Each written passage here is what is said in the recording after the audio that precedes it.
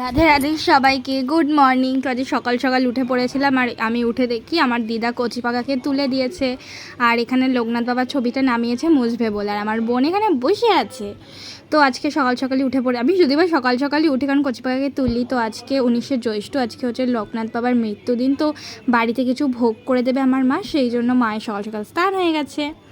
আর এই যে আমি এখানে উঠে বিছানাটাকে ঝটপট করে একদম ক্লিন করে নিয়েছি। আর আজকে আমরা এক জায়গায় যাব ঘুরতে, সেটা নেক্সট ব্লগে দেখতে পাবো। গোছানো একদম কমপ্লিট।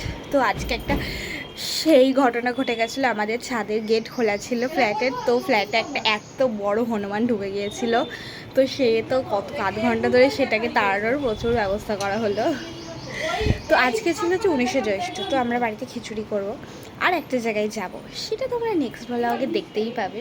তো চলো, যেহেতু ঠাকুরের ভোগ হবে সেই জন্য আমার বোন এখানে গ্যাসটাকে ভালো করে মুছে নিচ্ছে, আর মুখটা জাস্ট দেখো কাজ করছে, তো ওই জন্য তো এখানে গঙ্গা জল দিয়ে ভালো করে ধুয়ে নিচ্ছিল। তো এই যে আমার মা এখানে রান্না চাপিয়ে দিয়েছে, তো এখানে খিচুড়ির মশলা কষা হচ্ছে আর এখানে হচ্ছে খিচুড়ি বসিয়েছিল, বাট প্রচণ্ড গরমে ওটা খুলতে পারিনি ভালো করে। কি হচ্ছে? লোকনাথ বাবার ভোগ। আজকে কি লোকনাথ বাবার জন্মদিন, লোকনাথ বাবার কাছে উৎসব 19শে জ্যৈষ্ঠ সকাল থেকে এখন তোর্য শুরু হয়ে গেছে রান্না বান্না। এখানে খিচুড়ি, এখানে খিচুড়ির মশলা হচ্ছে, 5 রকমের ভাজা, এখানে আলু ভাজা, এটা উচ্ছে ভাজা, পটল ভাজা, লোকনাথ উচ্ছে ভাজা দিতেই হয়, কাঁকরোল ভাজা আর হচ্ছে গাজর ভাজা। কি করতে হয়? লোকনাথ বাবাকে উচ্ছে ভাজা দিতেই হয়, কারণ লোকনাথ বাবার উচ্ছে ভাজাটা প্রিয়। আচ্ছা, উচ্ছে ভাজা লোকনাথকে দিতেই হবে। তো এখানে এখন রান্না বান্না চলছে আর এই যে ইনি এখানে দাঁড়িয়ে দাঁড়িয়ে ঢং করছে না, চাল দিলাম। কাজ করলে ওর মুখটা এরকম হয়ে যায়। এই যে আমার মা রান্না করছে, মানে লোকনাথ বাবার ভোগ করছে। আর এই যে পাকা শোনা এখানে চলে এসেছে ভোগটা দেখার জন্য, ওর কাজ এটাই, এখানে যাবে ওখানে যাবে সেখানে যাবে এই করে বেরোবে। আবার আমরা আজকে একটা জায়গায় যাব, উনিও যাবে। কোথায় যাবো সেটা গেলেই দেখতে পাবে, তোমরা আগে থেকে বলবো না, সারপ্রাইজ। এই যে দেখতে রাখো এ পাক, কি করছিস? এই যে পাকের কাটলো কারখানা, এই যে এখানে এখন সব রান্না, ওখানে আলুর দম হচ্ছে, খিচুড়ি হয়ে গিয়েছে। খুব গরম বলে পুরোটা তুলতে পারলাম না, বাট এইটুকুনি দেখলাম। যেহেতু আমি পুজো করবো তো সেহেতু কিছু খাইনি, আর আমি সকালে না খেয়ে থাকতে পারি না, সেই জন্য মা এখানে মুড়ি জল গুলে দিয়েছিল, তো আমি এখানে মুড়ি জলই খেয়ে নিচ্ছিলাম। খাওয়ার পরে আমি স্নানে যাব। আমি স্নান করে চলে এসেছি, আজকে একটু তাড়াতাড়ি স্নান করেছি, তাড়াতাড়ি বলতে কি এখন 11:30 বাজে।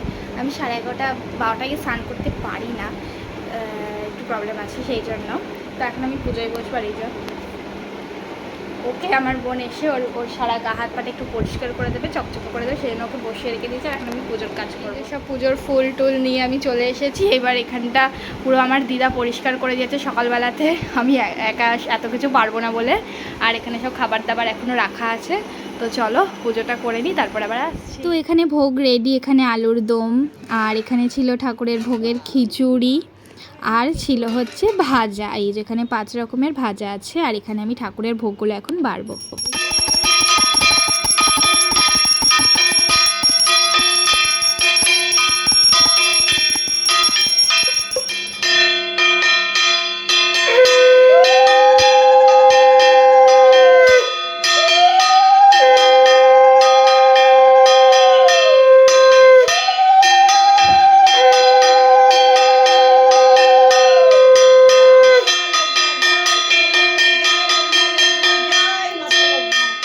পুজো কমপ্লিট, আর আমার বোন এখানে খেয়ে নিচ্ছিল, কারণ ওর রেডি হতে যাবে এখন, সেই জন্য ওর আগেই খিদে পেয়ে গেছিলো, যদিও বা সকাল থেকে কিছু খাইনি, সেই জন্য আগেই খেয়ে নিল।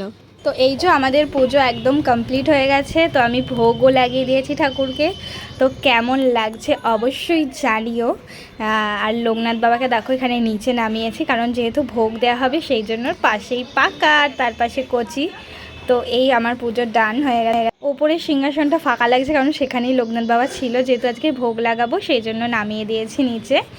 তো আমার পুজোটা কমপ্লিট। তো কেমন লাগলো আজকের এই ব্লগটা জানিও, আর আমরা কোথায় যাচ্ছি সেটার জন্য নেক্সট ব্লগের জন্য কিন্তু অপেক্ষা করতে হবে।